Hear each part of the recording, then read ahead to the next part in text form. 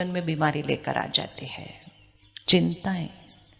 एक दिन हम एक रिट्रीट सेंटर में प्रोग्राम था, ऐसे 400-500 लोग बैठे थे और पीछे एक भाई बैठा था, बिल्कुल पीछे। वो अपनी वाइफ को लेकर आया था पर उसको इंटरेस्ट नहीं था आने में बिल्कुल भी, लेकिन उसको लेकर आना पड़ा तो वो बिल्कुल पीछे बैठा था। वो देख भी नहीं रहा था, कुछ सुन भी नहीं रहा था, वो बहुत क्लियर दिखा रहा था मुझे इंटरेस्ट नहीं है, मैं ज़बरदस्ती आया हूँ यहाँ पर, और वो बिल्कुल पीछे बैठा था। और थोड़ी देर के बाद जब प्रोग्राम पूरा हुआ तो सबको प्रसाद आगे आके बुला के देना था, वो आगे भी नहीं आया, वो आगे भी नहीं आया। तो वो बहन ने मुझे कहा चलो हम पीछे जाकर उसको प्रसाद देकर आते हैं।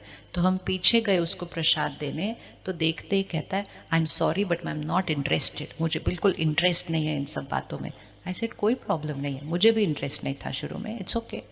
फिर उसने कहा, तुरंत खुद कहा, कहता लेकिन पिछले इस 1 घंटे में जब से मैं इस हॉल में बैठा हूँ, मेरी घड़ी दिखा, आजकल ना घड़ी पर बहुत कुछ आता है हमारे शरीर के बारे में, तो कहता है मेरी घड़ी दिखाती है कि मेरा पल्स रेट और मेरा बीपी काफ़ी सेटल्ड है पिछले 1 घंटे में जब से मैं यहाँ बैठा हूँ। वाइब्रेशन इवन तब अगर इंटरेस्ट नहीं है, अगर आप एक हाई एनर्जी वाइब्रेशन में आके बैठते हैं, सिर्फ यहाँ सुकून नहीं मिलता, शरीर के पैरामीटर्स ठीक होने लगते हैं। इसलिए हम देखते हैं कि मेडिटेशन सेंटर पर कोई आते हैं, कल ही 2-3 लोग मिले, काफ़ी बीमारियां लेकर आए थे।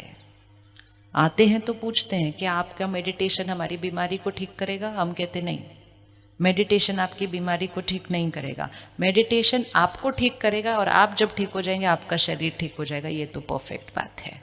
जादू से कोई मेडिटेशन आपकी बीमारी को ठीक नहीं करेगा। इतने सब लोग हैं। कल तो एक जना मिला, कहता मैं कितनी दवाइयाँ खाता था, मेरी सारी ख़त्म हो गई हैं। सिर्फ क्यों? यहाँ का चेंज। तो चिंता से उसको ध्यान में कन्वर्ट करना है।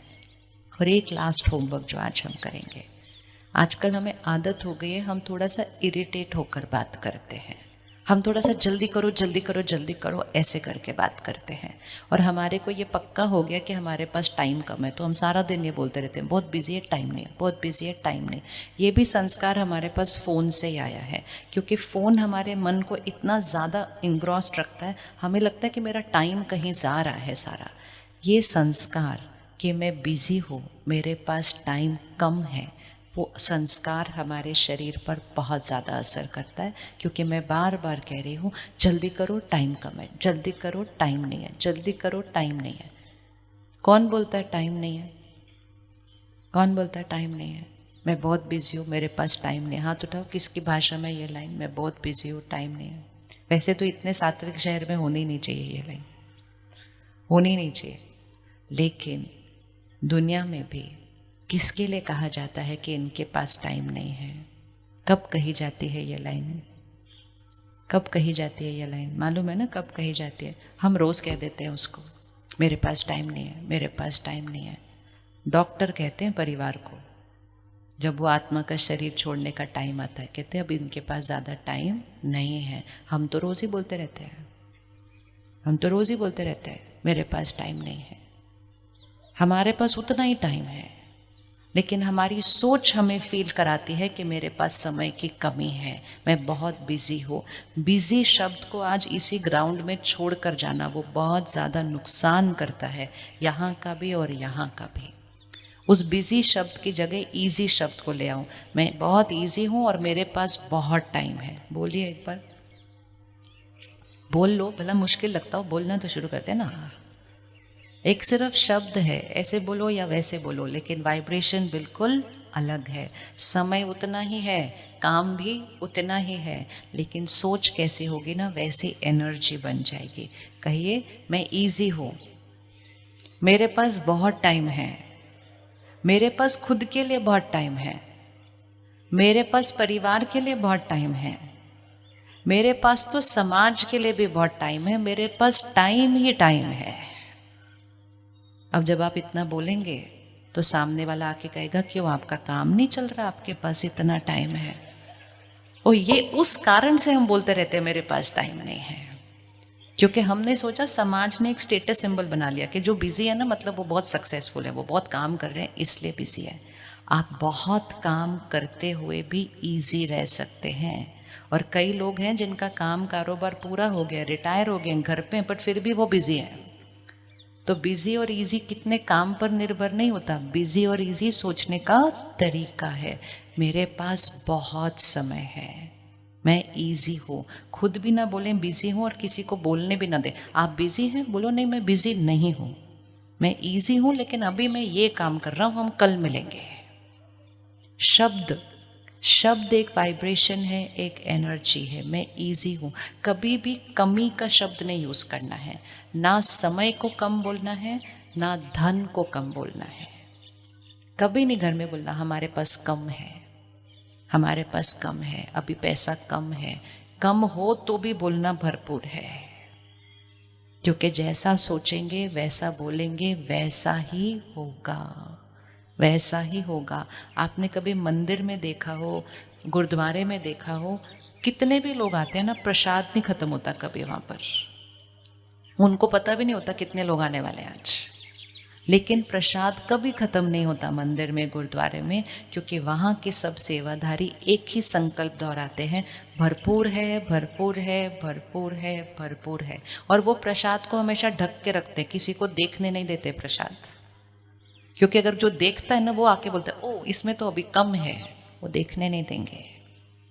पहले ज़माने में घर में माताएं जब खाना बनाती थी ना, उसको भी ढक के रखा जाता था, आटे को भी ढक के रखा जाता था। वो कपड़े के नीचे से हाथ डाला जाता था, आटा निकाला जाता था, रोटी बनाई जाती थी। कोई आता था पूछता था और एक रोटी है, बोलती थी भरपूर है, तुम आराम से खाओ। लेकिन अगर वो कपड़े के नीचे देख ले तो वो बोलेगा ओहो ये तो कम है। कम शब्द कभी खाने में जाना नहीं चाहिए।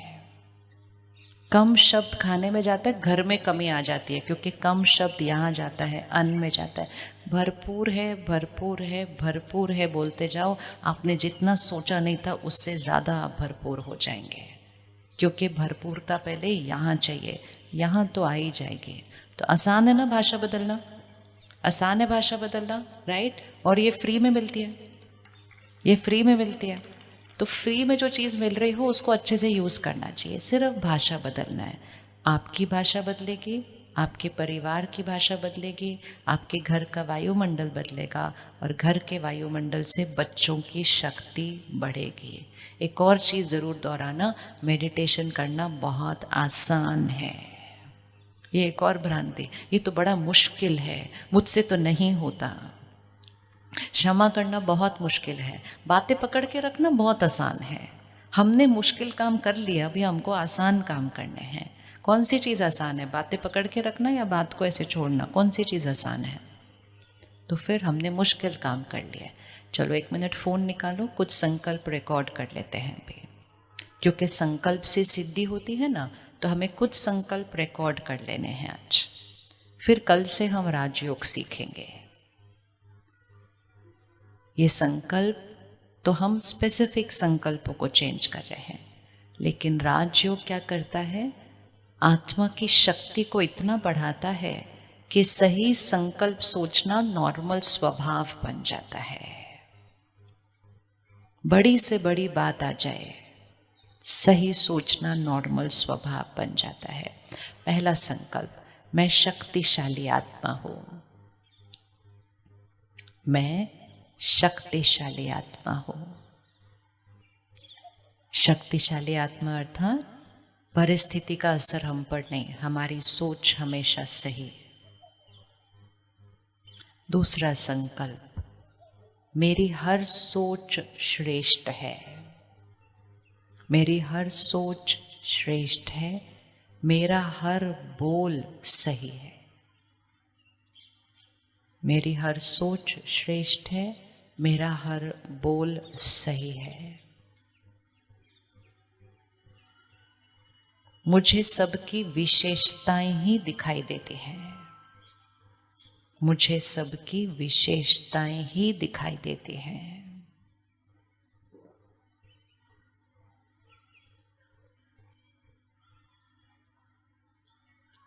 सम्मान देना, दुआएं देना, ये मेरा स्वभाव है।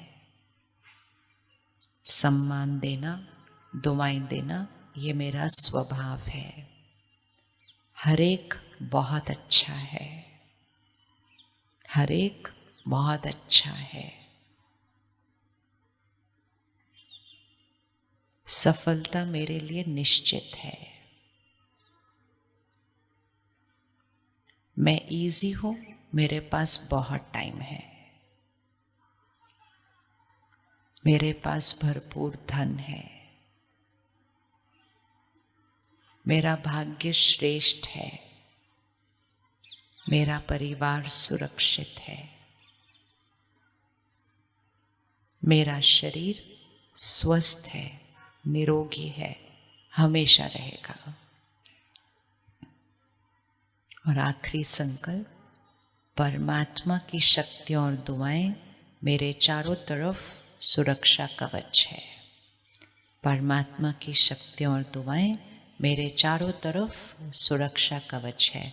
तो एक सफ़ेद लाइट का एनर्जी सर्कल अपने चारों तरफ बनाएं। अगर आपको डर लगता है कि मुझे किसी की नज़र लग जाती है, किसी की वाइब्रेशन मेरे पास आती है, तो सुरक्षा कवच पहनो ना। सामने वाले की वाइब्रेशन एक सोच है, आप एक हायर एनर्जी सोच का सर्कल बनाओ, वो अंदर नहीं घुस सकता। आप अपने घर के चारों तरफ भी परमात्मा की शक्ति का सुरक्षा कवच बनाओ। आप बच्चों के चारों तरफ भी परमात्मा की शक्ति का सुरक्षा कवच बनाओ। उनको बाहर भेजो, किसी की वाइब्रेशन उन तक नहीं पहुंचेगी, क्योंकि उन्होंने एक हायर एनर्जी वाइब्रेशन सर्कल बनाया है। देखेंगे एक मिनट, ये संकल्प हैं कुछ जो हमने लिखे हैं अभी, क्योंकि जिन संकल्पों को हम दोहराएंगे वो ही हम बनते जाएंगे और वो ही हमारे जीवन में होता जाएगा। संकल्प से सिद्धि होती है। अब इसमें आप अपना कोई भी संकल्प ऐड कर दीजिएगा। जो भी जीवन में परिस्थिति है, परिस्थिति ज़रूरी नहीं है परफेक्ट है, लेकिन परफेक्ट परिस्थिति न भी हो, मेरी सोच परफेक्ट हो सकती